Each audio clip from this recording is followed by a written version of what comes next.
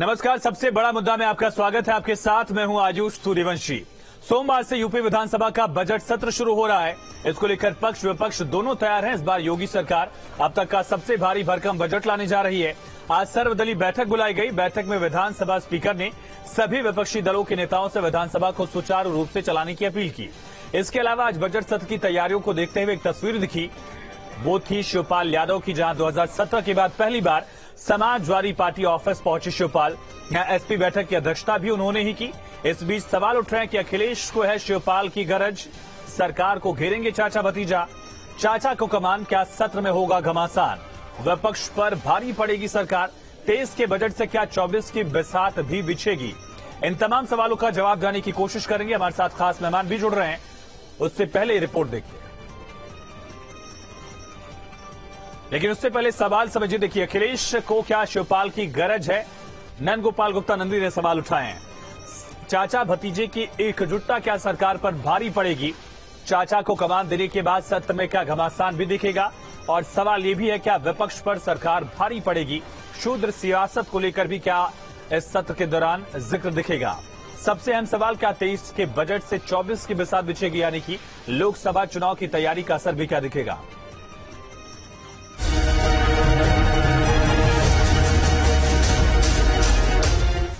उत्तर प्रदेश विधानसभा का बजट सत्र सोमवार से शुरू होगा। इस बीच राज्य का बजट 22 फरवरी को पेश किया जाना है। बजट सत्र के कानपुर देहात में मां बेटी की हुई मौत, कानून व्यवस्था और महंगाई समेत कई मामलों को लेकर हंगामेदार रहने के आसार हैं। विपक्ष ने सरकार को घेरने की योजना बनाई है। लखनऊ में एसपी विधायक दल की बैठक हुई, जिसकी अध्यक्षता शिवपाल यादव ने की। मीटिंग में बजट सत्र को लेकर मंथन किया गया। खास बात यह रही कि 2017 के बाद पहली बार शिवपाल यादव समाजवादी पार्टी कार्यालय पहुंचे। इसके अलावा सदन में भी शिवपाल यादव आजम खान की कुर्सी पर बैठे हुए नजर आएंगे। इसको लेकर समाजवादी पार्टी की तरफ से विधानसभा अध्यक्ष को लेटर लिखा गया है। शिवपाल यादव जी आज पूरी बैठक में रहे, सबकी बातें उन्होंने सुनी। जो आजम खान साहब की सीट खाली हुई थी, वहां पर संभावना उनके बैठने की है। इधर कानपुर के प्रभारी मंत्री नंद गोपाल गुप्ता नंदी ने समाजवादी पार्टी पर निशाना साधा। तो चाचा को मैं चाहता हूं कि चाचा को भी सद्बुद्धि आए, क्योंकि वो अपनी गरज पर उनको मिला करके जो सम्मान दे रहे हैं वो आगे मिलने वाला नहीं। वहीं डिप्टी सीएम केशव मौर्य ने शिवपाल और अखिलेश यादव की नजदीकी पर तंज कसा। कहा, चाचा भतीजा के साथ आने से कोई फर्क नहीं पड़ेगा। देखिए, चाहे चाचा भतीजा एक हो जाए, लेकिन नतीजा कुछ नहीं निकलेगा।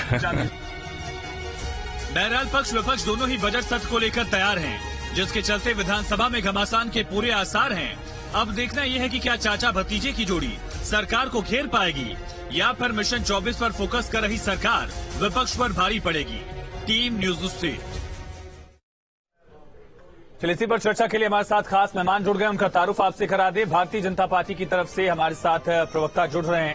समाजवादी पार्टी की तरफ से हमारे साथ डॉक्टर अभिषेक राय हैं। बीजेपी की तरफ से हमारे साथ साक्षी दिवाकर जी प्रवक्ता जुड़ चुकी हैं, और साथ ही डॉक्टर दयाराम भार्गव प्रवक्ता एसबीएसपी के हमारे साथ कनेक्ट हैं। कांग्रेस पार्टी की तरफ से प्रवक्ता डॉक्टर केवी त्रिपाठी हमारे साथ जुड़ चुके हैं। आप सभी खास मेहमानों का बहुत स्वागत है। लेकिन पहला सवाल अभिषेक भाई आपसे ही, ये कहा जा रहा है कि अखिलेश यादव को गरज है, इस वजह से आगे वाली कुर्सी अब चाचा को दे दी गई, इस वजह से अब कमान सौंपी जा रही है।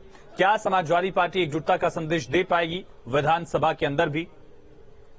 देखिए, वो तो सबको पता है कि हम लोग एकजुट हैं, और चाचा का प्रसपा का ऑफिशियल विलय हो गया है समाजवादी पार्टी में, और वो बड़े नेता रहे। समाजवादी पार्टी की स्थापना में उनका बहुत बड़ा योगदान रहा। और यहाँ कहाँ ये बात आती, मुझे ये नहीं समझ में आता है। बड़ा हास्यास्पद बयान लगता है, वो भी एक मंत्री द्वारा, जिम्मेदार मंत्री द्वारा, जिनको अभी SC/ST आयोग हाईकोर्ट ने क्या कहते हैं उनको सजा दी एक SC/ST के मामले में, और इस तरह का हास्यास्पद बयान वो दे रहे हैं। पहले वो बसपा में थे, अब भारतीय जनता पार्टी के गुण गा रहे हैं। कल समाजवादियों की सरकार आएगी तो हो सकता है कि वो हमारे गुणगान करने लगेगी। चाचा से डर अच्छा लगता है, लेकिन वो जनता से डरे, जनता को जवाब दें कि महंगाई कहाँ है, बेरोजगारी कहाँ है, किसान की आय कहाँ दुगनी हुई, बिजली का बिल आधा कहाँ हुआ।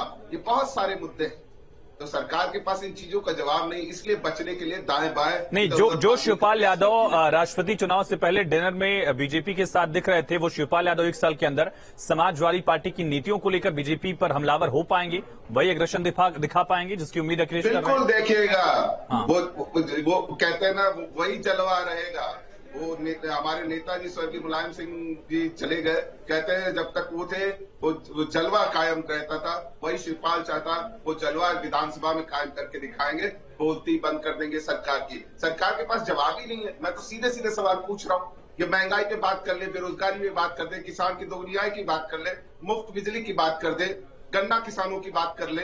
ये किस ठीक है साक्षी दिवाकर जी, कई सारे मुद्दे हैं जिसको लेकर सरकार सवालों के घेरे में रहेगी और उसमें सबसे बड़ा मुद्दा कानपुर का भी मुद्दा है। जो कानपुर का कांड हुआ उसको लेकर उम्मीद जताई जा रही कि कानून व्यवस्था का जो मुद्दा था उस पर विपक्ष हमलावर रहेगा। साथ ही सवाल ये भी है, क्या शूद्र सियासत को लेकर जो अखिलेश यादव लगातार ये दावा कर रहे थे कि मुख्यमंत्री से वो सवाल पूछेंगे कि उनका वर्ण क्या है, उनकी जाति क्या है, वो किस कैटेगरी में आते हैं, क्या उसको लेकर भी हम देखेंगे बीजेपी की तरफ से जवाब? हुई है वो जो घटना हुई है वो दुर्घटना पूर्ण है, लेकिन उसके ऊपर एक्शन ले लिया गया है।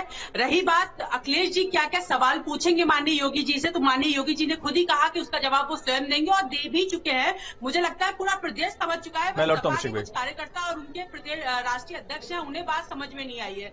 जहां एक और माननीय योगी जी कुछ भी बात बोलते हैं, चाहे छोटा बच्चा हो, उसे समझ में आ जाती है, लेकिन विरोधियों जो दूसरे दल के लोग हैं उन्होंने एक आदत बना ली है, चाहे कोई अच्छा कार्य हो चाहे कोई बुरा कार्य हो, लेकिन हर चीज में आलोचना करने की इन लोगों की आदत हो गई है।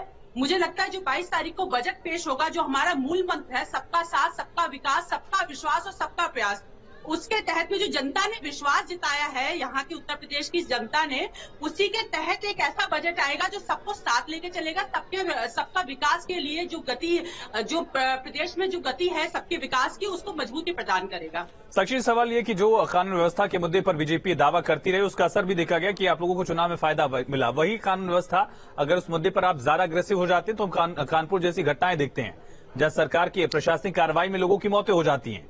उसको लेकर सवाल क्यों नहीं पूछा जाए आपसे? जो कानपुर की जो घटना है वो दुर्भाग्यपूर्ण है, जैसा मैंने अभी कहा, लेकिन मैडम दुर्भाग्यपूर्ण कह लेने से आप उससे किनारे नहीं हो सकती है ना, दिक्कत ये है। देखिए उस पर कार्रवाई भी की गई है, लेकिन आप ये समय नहीं भूल सकते कि 2017 से पहले किस तरीके की स्थिति थी और 2017 के बाद से क्या प्रदेश की स्थिति है।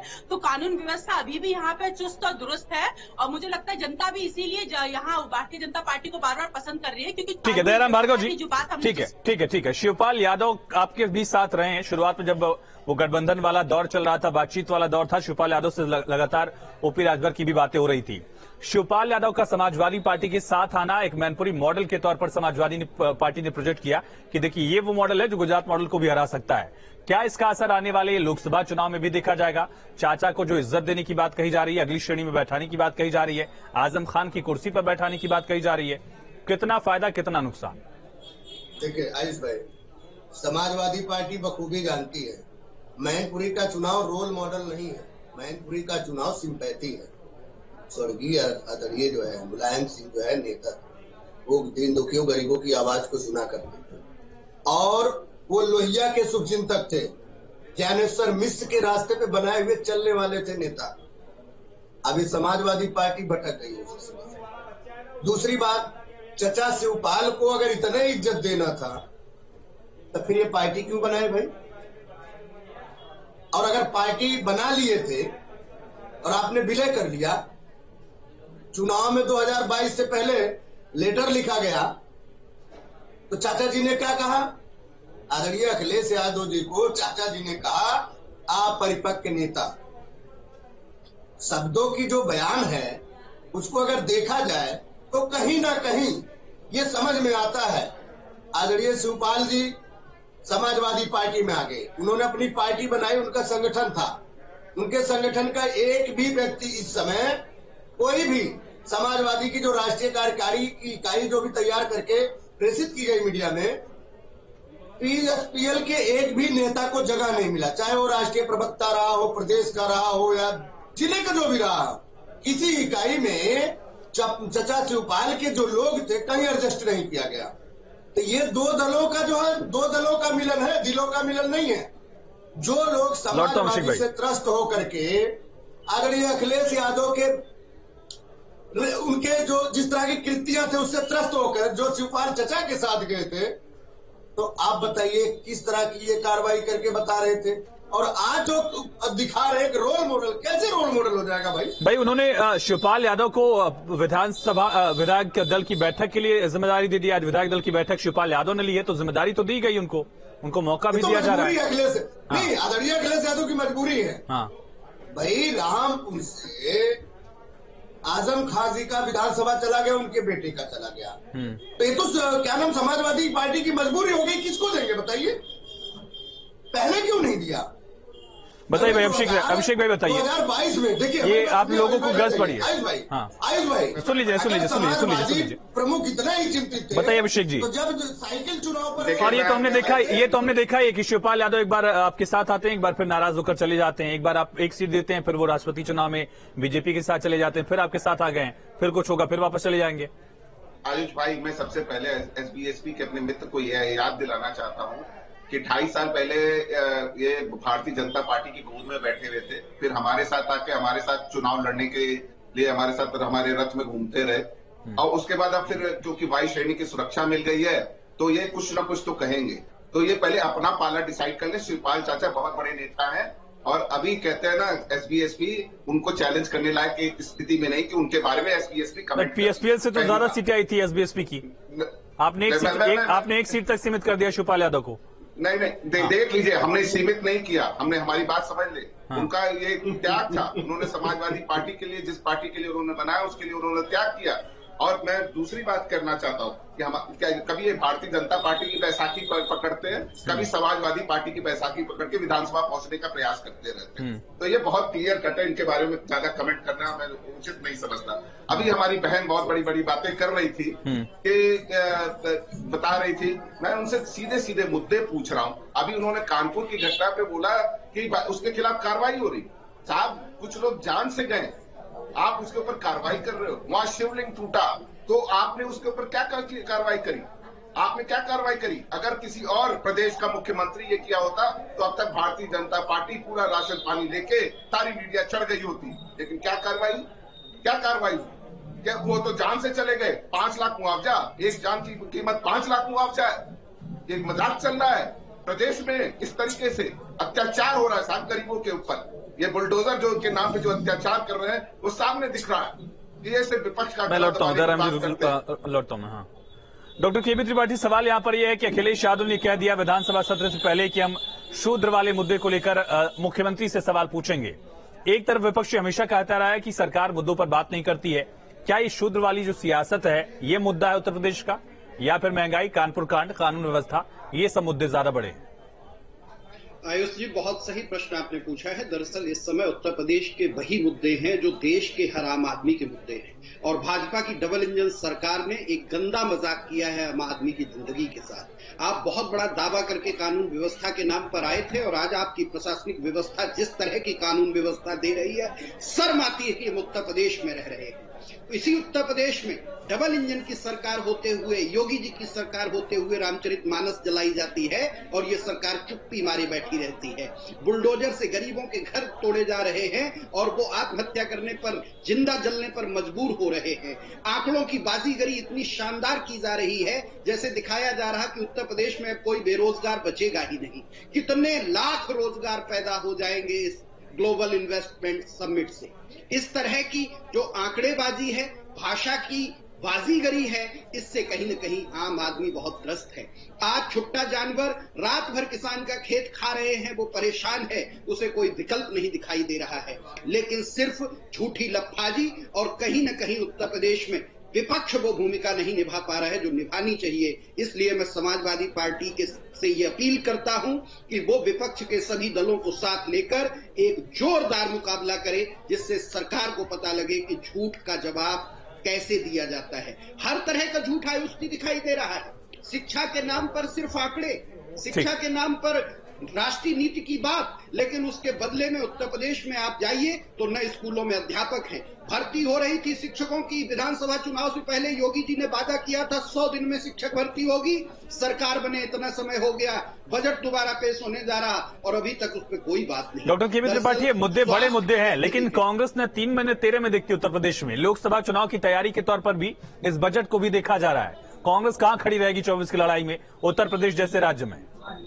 आयुष जी बिल्कुल सही कह रहे हैं, इसीलिए आज उत्तर प्रदेश की एक दुर्गति है, इसीलिए साक्षी दिवाकर जी बैठ के यहाँ टीवी पे बड़े बड़े दावे कर ले रही हैं, क्योंकि विपक्ष वो भूमिका नहीं निभा पा रहा है। तो मैं सर वही कह रहा हूं ना कि जो मुद्दे आप उठा रहे हैं उन मुद्दों पर जनता आपको स्वीकार नहीं रही है।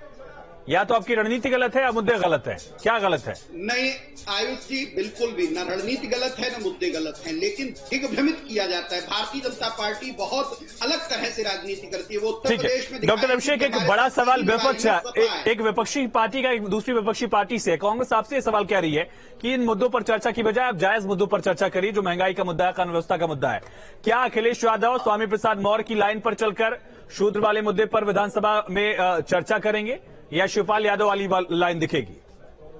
आप देख लीजिएगा, हमारे तरफ से बहुत स्पष्ट क्लियर मैसेज है कि हम जो समाज के लिए जरूरी चीज है हम उसकी बात करते हैं, चाहे वो महंगाई हो, चाहे वो बेरोजगारी हो, चाहे किसान हो, किसान की आय दुगनी करने की बात हो, चाहे युवाओं को रोजगार देने की बात हो। हम इन मुद्दों पे सरकार का इससे सवाल पूछेंगे और यही मुद्दे हमारे लिए मेन मुद्दे हैं। कानपुर की जो घटना हुई है तो मुख्यमंत्री से खुद अखिलेश यादव ने कहा कि मैं शूद्र हूं या नहीं हूं, मैं किस वर्ण में आता हूं, ये मुख्यमंत्री से पूछने वाला हूं।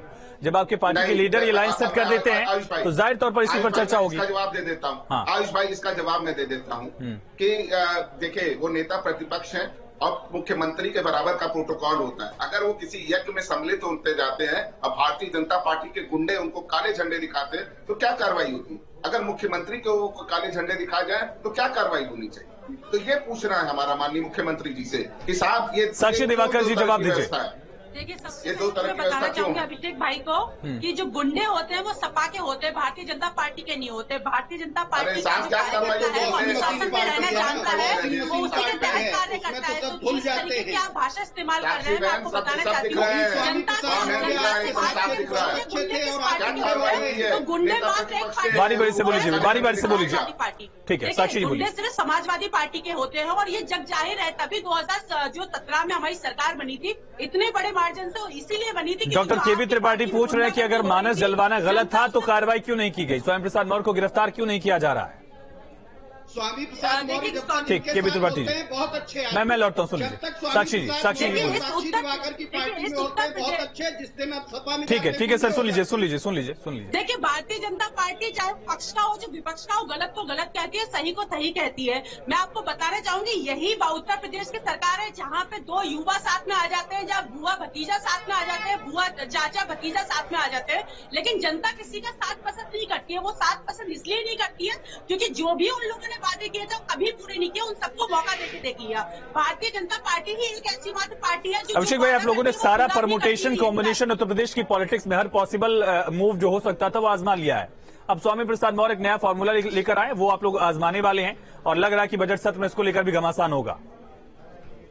देखिए, ऐसा कुछ नहीं है, ऐसा बिल्कुल नहीं है। हमारे राष्ट्रीय अध्यक्ष जी ने, राष्ट्रीय महासचिव जी ने, शिवपाल यादव जी ने, राष्ट्रीय अध्यक्ष महिला सभा जोई सिंह जी ने एकदम क्लियर कट स्टेटमेंट दी है कि उनके निजी बयान है। और हमारे राष्ट्रीय अध्यक्ष जी ने काशी विश्वनाथ में कहा है कि हम सभी ग्रंथों को मानते हैं, सारी चीजों को हम मानते हैं, तो हम तो सरकार से इन्वेस्टमेंट दयाराम जी, डॉक्टर दयाराम के लिए प्रे करते हैं। शिवपाल यादव भी उसी पद पर हैं, स्वामी प्रसाद मौर्य भी उसी पद पर हैं, 2-4 और राष्ट्रीय महासचिव भी हैं। किसकी बातों का वजन दिखने वाला है? और सबसे अहम मुद्दा ये कि जब इस शूद्र सियासत को लेकर अगर विधानसभा में चर्चा होती तो आपकी पार्टी कहां खड़ी रहेगी भाई?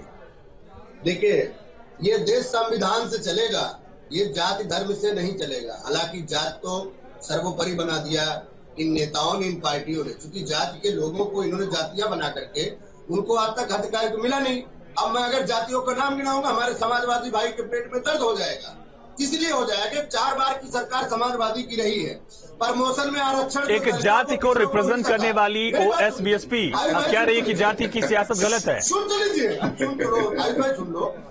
अब ये बताइए, प्रमोशन में आरक्षण गरीबों को, वंचितों को, दलितों को, पिछड़ों को। चलिए ठीक है, वक्त खत्म हो गया, माफी चाहेंगे। बहुत शुक्रिया आप सभी का चर्चा में जोड़ने के लिए। विधानसभा का बजट सत्र कल से शुरू होगा, राष्ट्रपति का अभिभाषण होगा, 22 तारीख को सरकार बजट रखेगी, लेकिन मुद्दे कई हैं। सत्ता पक्ष की तरफ से भी तैयारी है, विपक्ष की तरफ से भी तैयारी है, लेकिन देखना ही होगा कि जो रामचरितमानस को लेकर सड़क पर सदन से बाहर हंगामा दिखा था, वो सदन के अंदर किस तरह से आगे मुद्दा बढ़ता है। मुख्यमंत्री क्या कहते हैं, नेता प्रतिपक्ष अखिलेश यादव क्या कहते हैं। एक छोटे से ब्रेक के लिए रुकते हैं।